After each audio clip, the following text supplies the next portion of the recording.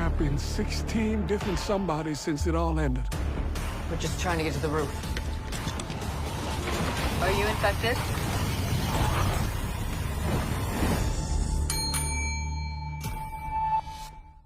What's up, YouTube? It's your boy, it's your homie, FuturisticMike, and I'm back with another Fear the Walking Dead video if you're new. Now, this is going to be the review and recap for Fear the Walking Dead Season 6, Episode 3. If you're a fan of Fear the Walking Dead, if you love Fear the Walking Dead, hit the like on this video. If you're new to my channel and this is the first time you're finding me, subscribe and turn on those post notifications so when I post videos on Fear the Walking Dead, you get them.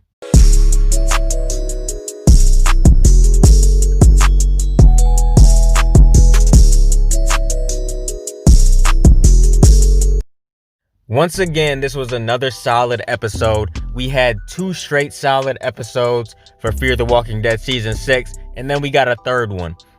So far, this season is so good, it's literally making me love Fear the Walking Dead all over again.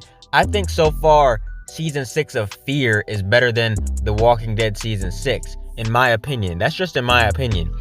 Now, this episode is titled Alaska. The description for this episode reads, Al and Dwight go rogue on a recon mission for Guinea to follow a lead thought lost, but Al must choose between what she has now and what she's chasing. That's a quick little description of what the episode's about, but man, was this a good episode. Man, Fear the Walking Dead is doing so much better, man, than Season 5. I don't know if they hired new writers, or I don't know what's going on, but this has improved so much. This week's episode of Fear was quite a thrill, and it gave us some solid scares along the way. It ended on an absolutely wonderful note that I can't even dig into right now. I'll do that a little more later in the recap.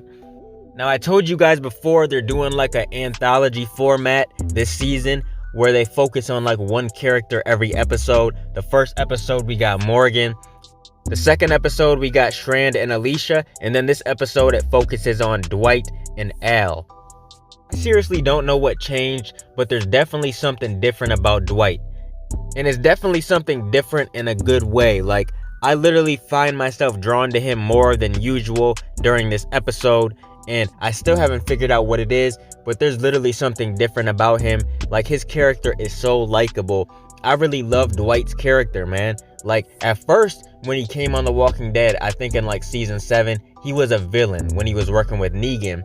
But now this character is so lovable. It's so good to see a change in Dwight. Really nice seeing Dwight and Al getting along so good.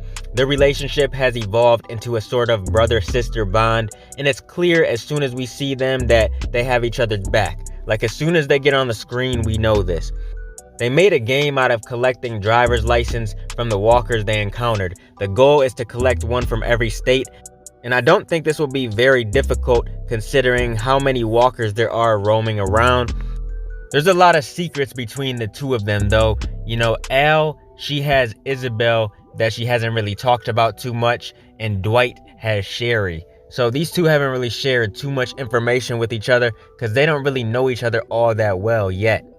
Now, Al hears Isabel's voice on the radio.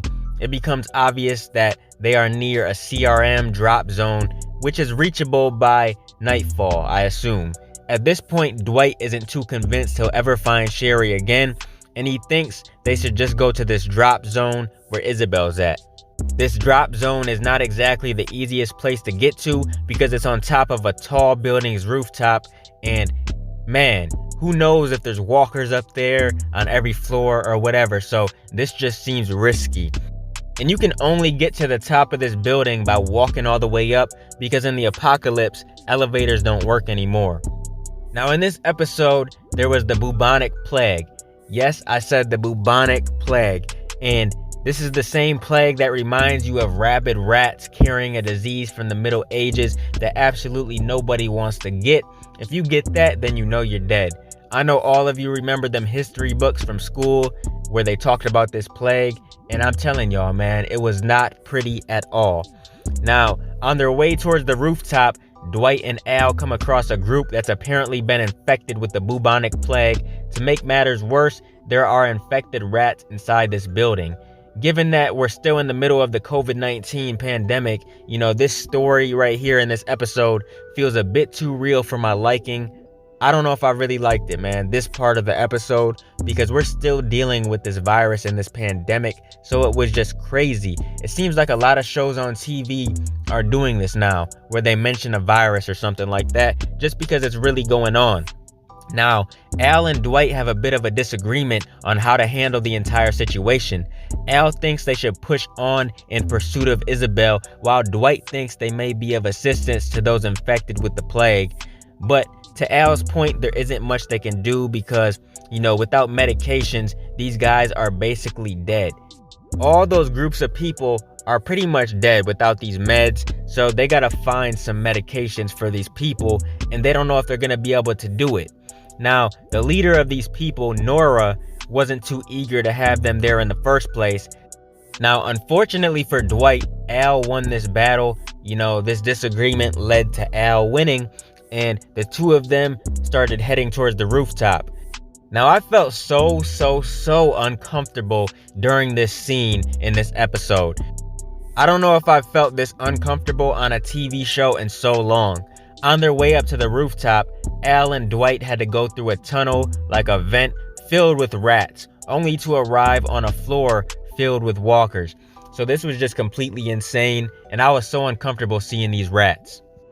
But as they try to find a place to hide in the bathroom, they both realize that Dwight has the plague. He has red marks all on his neck, and it just seems like he's sick. Apparently, he was bitten by a rat that made its way into his sleeping bag. Al convinces Dwight to head back towards Virginia to get some antibiotics while she tries to locate Isabel and hopefully leave with her. Unfortunately, Al and Isabel don't come together because Al makes sure that Isabel doesn't get anywhere near the rat-infested building. Isabel doesn't realize that she's been talking to Al this entire time.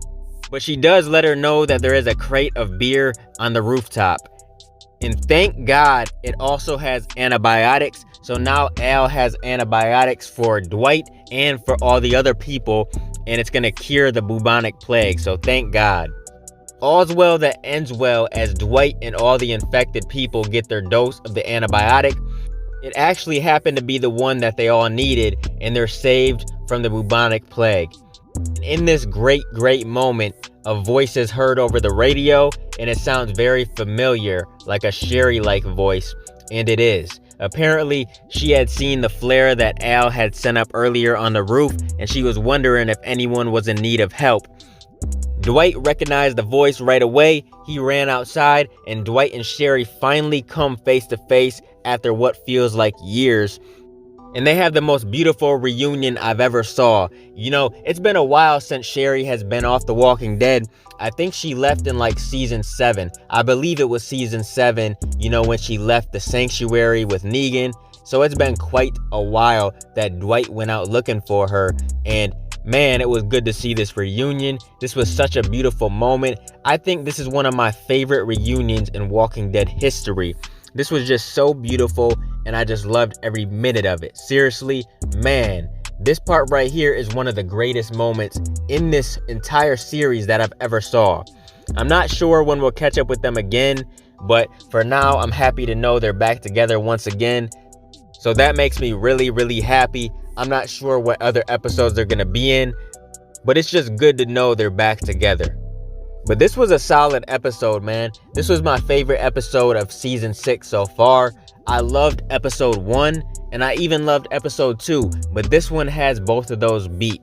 Now, I really loved the Morgan episode in episode 1. I feel like that is my second favorite. It goes this one, then the Morgan one, and then the Strand one. So episode 2 is last. But this one was so solid.